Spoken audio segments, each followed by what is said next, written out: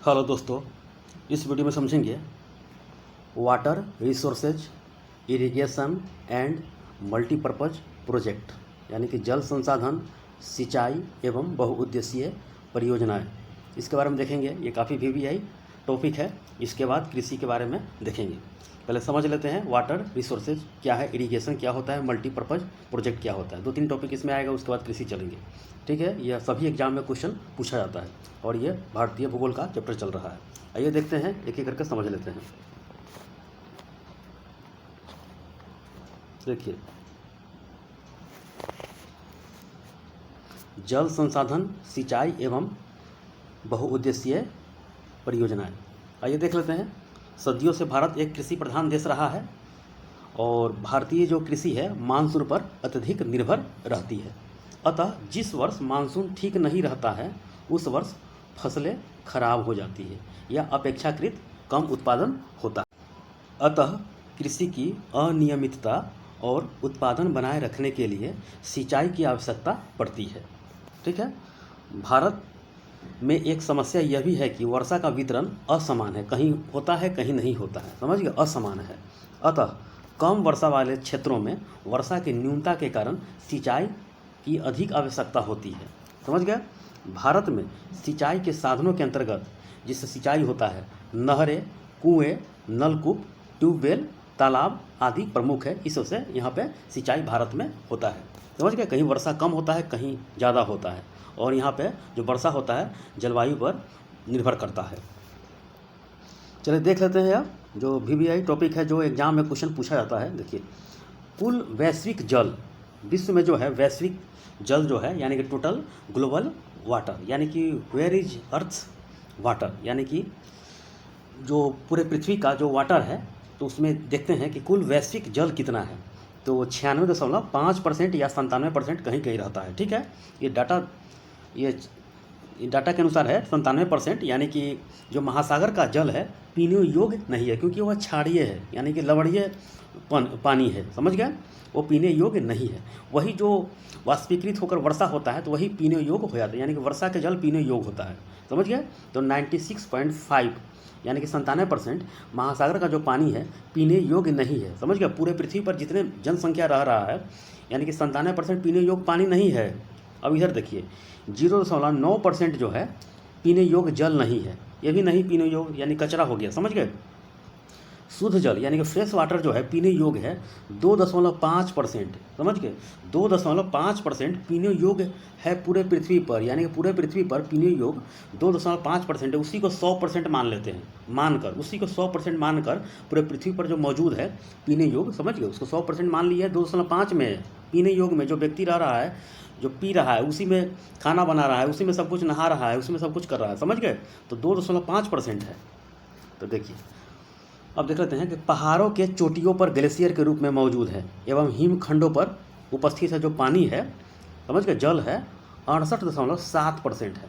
68.7%, यानी कि 2.5 में 2.5% में ही 68.7% जो है पहाड़ों के चोटियों पर ग्लेशियर के रूप में मौजूद है एवं हिमखंडों पर, यानी कि 68.7% उपस्थित है जल।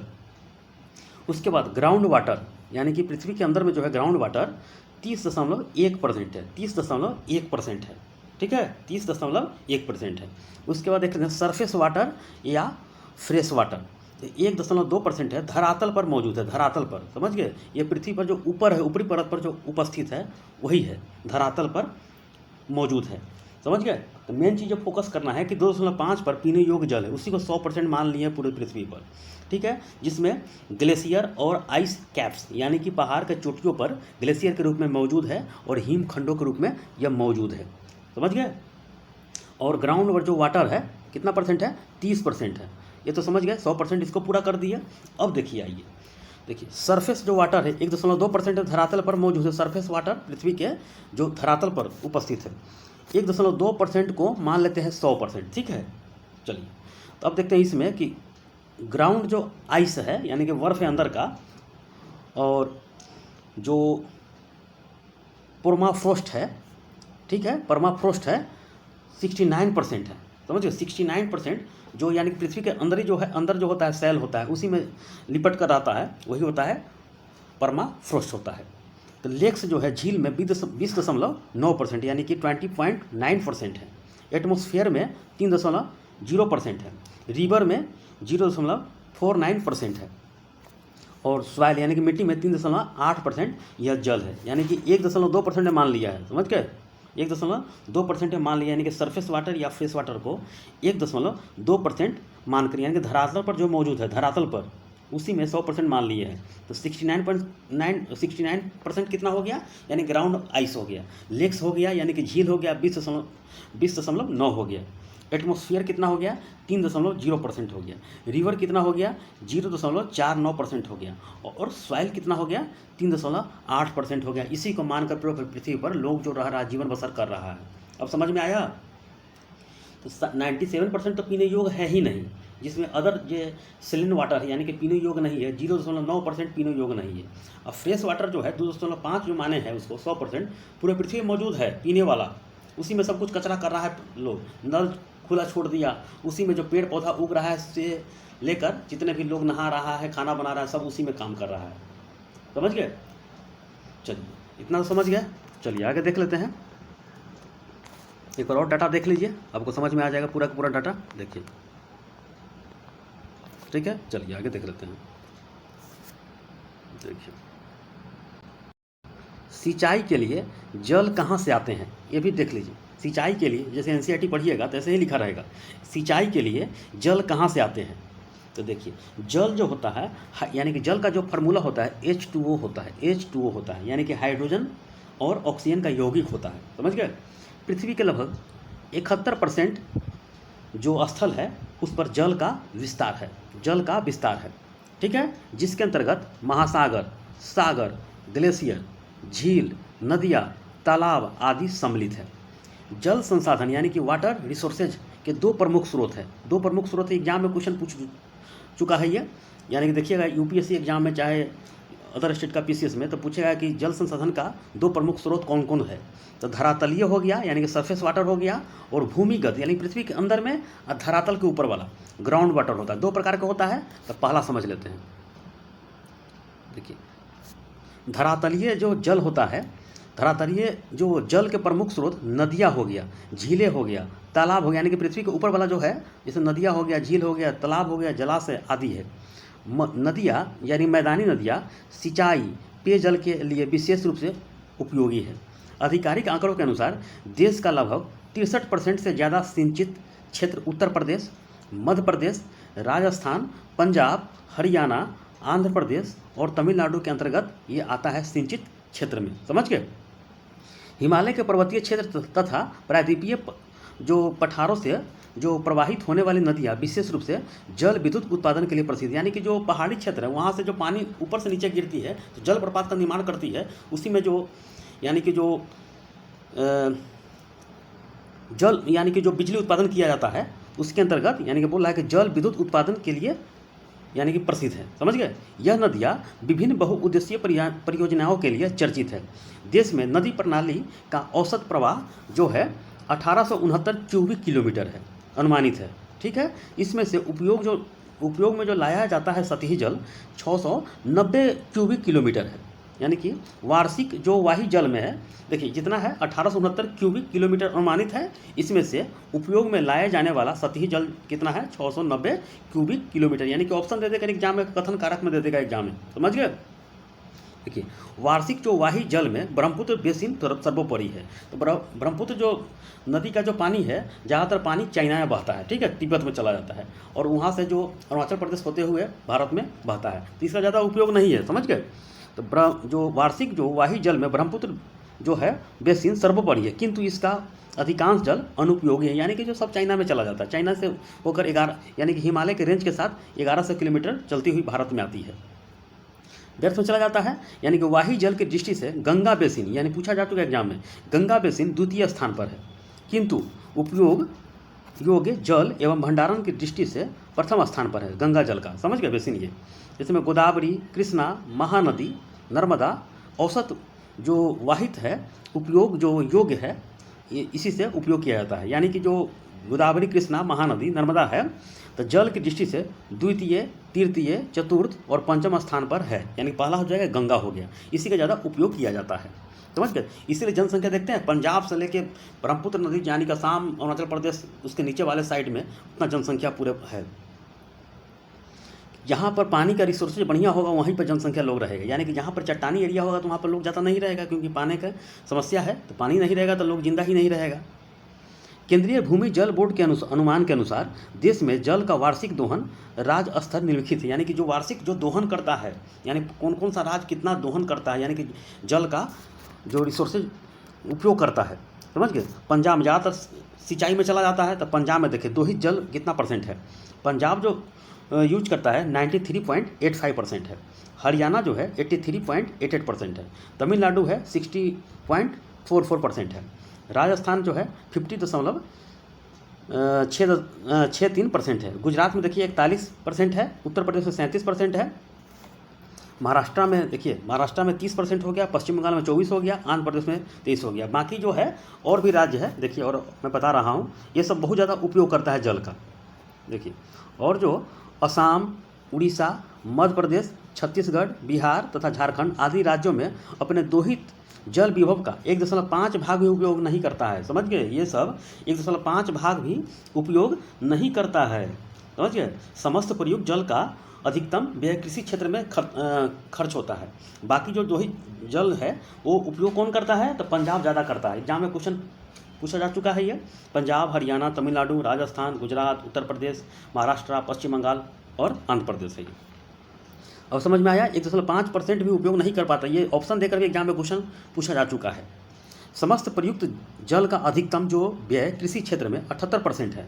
समझ गए। 78% कृषि में चला जाता है। शेष जो है 13% ऊर्जा में, यानी बिजली उत्पादन होता है। 6% घरेलू में तथा 3% उद्योग में खर्चा होता है। 3% उद्योग में, वही उद्योग का पानी जो है कचरा खोल दिया जाता है नदी में, वो नदी जो है दूषित हो जाता है, तरह तरह की बीमारी हो जाता है। समझ गए। चलिए देखिए यही है। 77% आपका हो गया, यानी 78% मैंने बताया हूँ, तो 1% मवेशी में चला जाता है। यानी मवेशी, भारत में मवेशियों का देश है, मवेशी बहुत ज़्यादा कृषि होता है, तब मवेशी लोग रखते हैं तो उसमें खर्चा हो जाता है। सिंचाई जो हो गया 77% हो गया, उद्योग में 3% हो गया, घरेलू में 6% हो गया, ऊर्जा में 13% हो गया। समझ में आया। चलिए आगे देख लेते हैं। देखिए अब समझते हैं भूमिगत जल, और स्वीकार कर लीजिएगा भूमिगत जल में। ठीक है।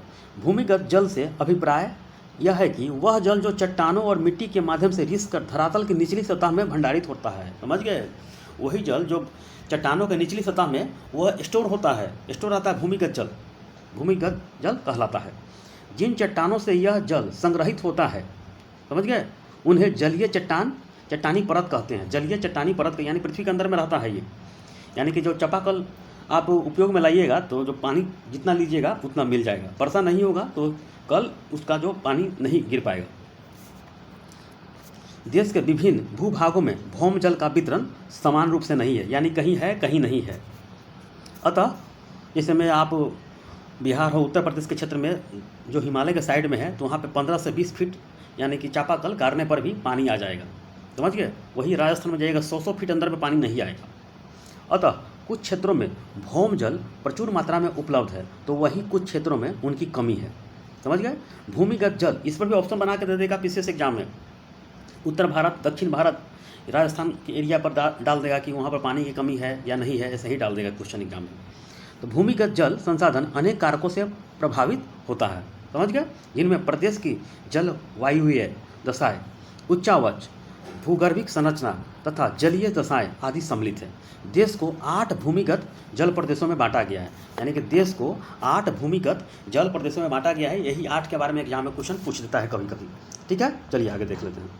पहला हो गया प्री कैम्ब्रियन रवेदार शैलों का प्रदेश, प्री कैम्ब्रियन अवसादी बेसिन, यानी कि पहला हो गया रवेदार हो गया, दूसरा हो गया अवसादी हो गया। ठीक है। दो करके समझ लीजिएगा। गोंडवाना अवसादी बेसिन, दक्कन ट्रैप प्रदेश, चलिए सेनोजोइक अवसादी बेसिन और सेनोजोइक भ्रंश बेसिन हो गया, गंगा ब्रह्मपुत्र बेसिन हो गया, और लास्ट में हिमालय क्षेत्र हो गया। इसी 8 के बारे में थोड़ा थोड़ा पढ़ लेते हैं। देखिए चलिए आगे देख लेते हैं। देखिए प्री कैम्ब्रियन रवेदार प्रदेशों का शैलों का प्रदेश है ये। यह देश के आधे से अधिक भूभागों पर विस्तृत है।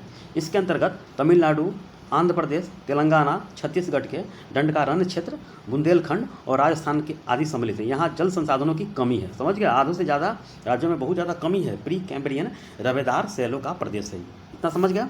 दूसरा में देखिए, प्री कैम्ब्रियन अवसादी बेसिन, यह कुडप्पा और बिंद बेसिन पर विस्तृत है। यहाँ भी भूमिगत जल की यानी कमी है, यानी कि पृथ्वी के अंदर वाला जल है, यहाँ भी कमी है। अब देखिए, गोंडवाना अवसादी बेसिन, इसमें गोदावरी, स्वर्णरेखा, दामोदर नदी बेसिन सम्मिलित है गोंडवाना वाला में। यह क्षेत्र चूना पत्थर के लिए काफ़ी प्रसिद्ध है, समझ गए। यहाँ पर्याप्त जल उपलब्ध है, गोंडवाना में पर्याप्त उपलब्ध है। एग्जाम में ऐसे ही ऑप्शन बनाकर दे देगा आपको। अब देखिए, दक्कन ट्रैप प्रदेश, इस प्रदेश में 1200 मीटर मोटी अर्भदय बेसाल्ट शैल पाई जाती है। इसके अंतर्गत महाराष्ट्र, कर्नाटक सम्मिलित है। यहाँ भी भूमिगत जल की कमी है, क्योंकि वह चट्टानी है, डक्कन ट्रैप है, काली मिट्टी वहाँ पाई जाती है, बहुत चट्टान है, खोदना बड़ा मुश्किल है वहाँ पे डक्कन ट्रैप में। अब देखिए, सेनोजोइक अवसादी बेसिन, इसके अंतर्गत तटवर्ती क्षेत्र जैसे आंध्र प्रदेश हो गया, आंध्र प्रदेश वाला देखिए, आंध्र प्रदेश हो गया, तमिलनाडु हो गया, केरल हो गया, गुजरात वाला क्षेत्र हो गया, ठीक है, यहाँ पर सम्मिलित है। यहाँ टर्शियरी शैलों की उपस्थिति के कारण पर्याप्त जल मिल जाता है, समझ गए। यहाँ तटवर्ती इलाका है, समुद्र भी बगल में है, तो यहाँ पर जल मिल जाता है सेनोजोइक अवसादी बेसिन में। अब देखिए, सेनोजोइक भ्रंश बेसिन जो है, नर्मदा, ताप्ती, पूर्णा नदी के भ्रंश बेसिन में 60 से लेकर 160 किलोमीटर तक गहरे क्षेत्र में पर्याप्त जल उपलब्ध यहाँ पे रहता है। भ्रंश क्षेत्र है, भारत में भ्रंश नदी जो भ्रंश घाटी है, कहाँ पे 3 भ्रंश घाटी से गुजरती है, दामोदर भ्रंश घाटी हो गया, नर्मदा हो गया, ताप्ती हो गया, समझ गए। यह पूर्णा नदी भ्रंश घाटी के बेसिनों में 60 से 160 किलोमीटर तक गहरे क्षेत्र में पर्याप्त भूमिगत जल संसाधन मिलता है। आगे देख लीजिए, गंगा ब्रह्मपुत्र बेसिन, यह देश का सर्वाधिक भौम जल उत्पन्न करता है, समझ गए। गंगा ब्रह्मपुत्र यानी कि जो भारत का मैप देखिएगा इस तरह रहेगा ऊपर के, यानी कि यहाँ से लेके यहाँ तक पूरे के पूरे गंगा जल जो गंगा ब्रह्मपुत्र का बेसिन है, यहाँ पे बहुत ज़्यादा जल यानी कि रहता है। यहाँ पे देखिएगा, इसी एरिया में जनसंख्या बहुत ज़्यादा है यहाँ। इसके अंतर्गत उत्तर प्रदेश, बिहार, पश्चिम बंगाल, असम इत्यादि सम्मिलित हैं। इसमें देश का लगभग 44% भौम जल उपलब्ध है। अब आगे देखिए, लास्ट वाला हिमालय क्षेत्र है, लेकिन यहाँ हिमालय में ग्लेशियर से पानी आती है, भूमिगत जल उसमें कमी हो जाता है, समझ गए। इस क्षेत्र में भूमिगत जल संसाधन की कमी है। इसके अंतर्गत हिमालय राज्य जैसे जम्मू कश्मीर, हिमाचल प्रदेश, उत्तराखंड आदि सम्मिलित है। इतना समझ गया। अब देखिए, नोट में क्या है कि जल संसाधनों का उपयोग सिंचाई, पेयजल, परिवहन, बहुउद्देशीय नदी घाटी परियोजना, घरेलू यानी कि घरेलू उपयोग इत्यादि क्षेत्रों में किया जाता है। ये सब मेन चीज़ फोकस कीजिएगा, ज़्यादातर एग्जाम इससे बनता है। ठीक है, अगला टॉपिक बाद में देखेंगे, इसके बाद वाला में जैसे में कुआं, नलकूप, नहर द्वारा सिंचाई होता है, कैसे होता है। फिर उसके बाद देखेंगे परियोजना जो है, जैसे 2 राज्यों के बीच में कैसे जैसे नहर सिंचाई परियोजना शुरू हुआ है, इसके बारे में देख लेंगे। प्रमुख नहर कौन सा है, धीरे धीरे ये आपका खत्म हो जाएगा। जैसे अंतर्राष्ट्रीय नदियाँ हो गया, उसका जो विवाद है उसके बारे में देख लेंगे। फिर उसके बाद कृषि करते हुए आपका उद्योग देखेंगे और आपका इंडियन ज्योग्राफी खत्म हो जाएगा। ठीक है, ओके।